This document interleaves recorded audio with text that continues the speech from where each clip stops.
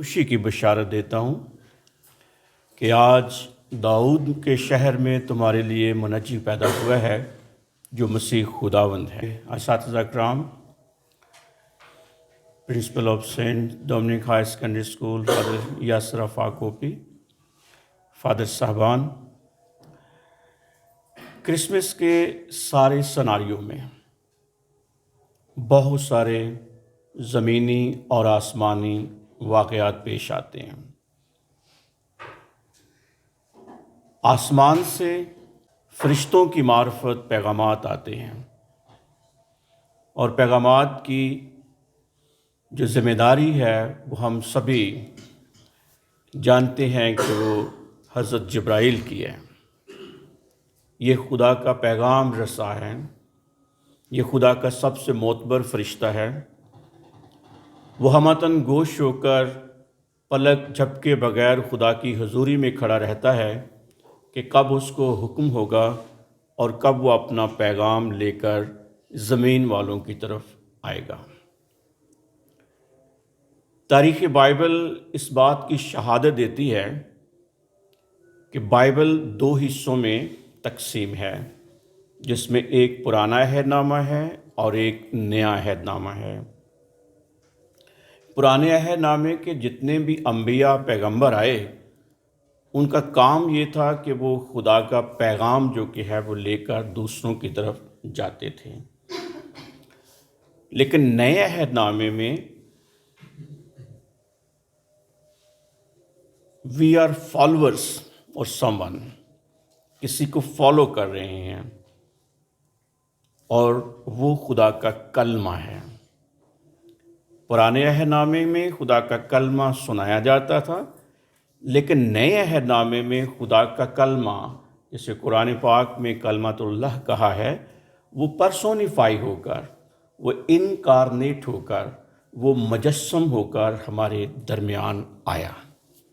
وہ بذات خود جو کہ ہے پیغام ہے، جسے قدرت کی طرف سے اختیار اور قدرت بخشی گئی ہے زمین و آسمان کی۔ تو اس سناریو میں جتنے بھی واقعات پیش آتے ہیں، جبرائیل فرشتہ حضرت یوسف کے پاس آتا ہے، اسے بھی یہی پیغام دیتا ہے کہ ڈرو مت، جو کچھ مریم کے پیٹ میں ہے وہ خدا کی قدرت سے ہے۔ فرشتہ گڈریوں کے پاس ٹھٹھرتی ہوئی سردی میں کھیتوں میں جاتا ہے اور انہیں بھی یہی پیغام دیتا ہے کہ ڈرو مت، میں تمہیں بڑی خوشی کی بشارت دیتا ہوں۔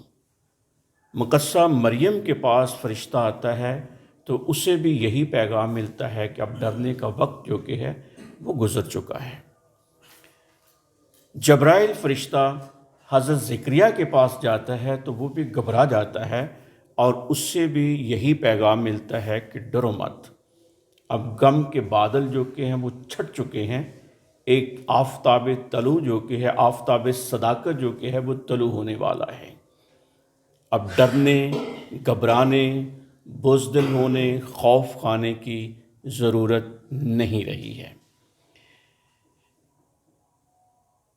پھر آسمان سے ایک دمدار ستارہ جو کہ ہے وہ مشرق، مغرب، شمال، جنوب سے آنے والے بادشاہ، جو مسیح خداوند کائنات کا جو بادشاہ ہے، اس سے ملنے کے لیے یہ ستاروں کی مدد اور روشنی میں وہاں تک وہ پہنچتے ہیں۔ یہ بہت مزیدار ببلیکل کہانیاں ہیں جو ہمیں بچپن سے سکھائی جاتی ہیں، اور سم ہو ان کا کہیں نہ کہیں ازالہ جو کہ ہے وہ دوسری مقدس کتابوں میں بھی ہوتا ہے۔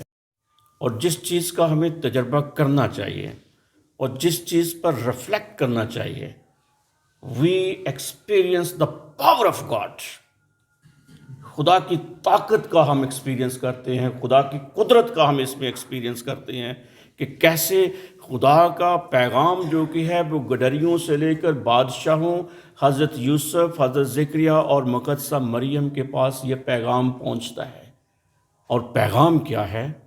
پیغام یہ ہے کہ ایک کنواری حاملہ ہوگی، ایک کنواری حاملہ ہوگی۔ How possible?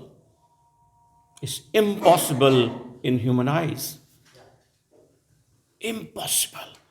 but the God of power, the God of قدرت، اس کے ہاں ہر چیز جو کہ ہے وہ ممکن ہے، وہ کچھ بھی کر سکتا ہے کیونکہ وہ خدا ہے، کچھ بھی کر سکتا ہے کیونکہ وہ خدا ہے۔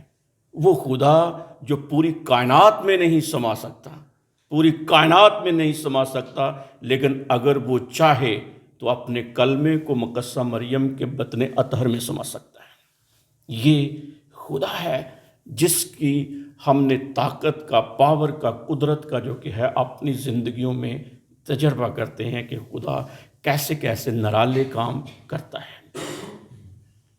اور یہ واقعہ ہی اس کی قدرت ہے کہ پیغام ملا کہ تو حاملہ ہوگی۔ وہ کنواری مریم جو کہ وہ ڈر جاتی ہے، یہ کیسے ممکن ہوگا؟ How possible? I have never met any person, any male. That is the natural way. فرشتے نے کہا کہ تجھے ڈرنے کی ضرورت نہیں ہے، یہ حق تعالیٰ کی قدرت سے ہوگا، حق تعالیٰ کی قدرت سے، خدا کی قدرت سے یہ کام ہوگا۔ دونوں طرف دیکھیں، ناممکنات کو خدا ممکنات میں کیسے لاتا ہے۔ حضرت زکریا کو بھی یہ پیغام ملتا ہے کہ بڑھاپے میں تیری بیوی کے ہاں بیٹا ہوگا جس کے اب وقت گزر چکا ہے، کوئی امید نظر نہیں آتی ہے، لیکن جوانی کی دعائیں جو کہ وہ بڑھاپے میں قبول ہو جاتی ہیں، اور ان کو یہ پیغام ملتا ہے کہ وہ بھی ایک بچے کو جنم دے گی۔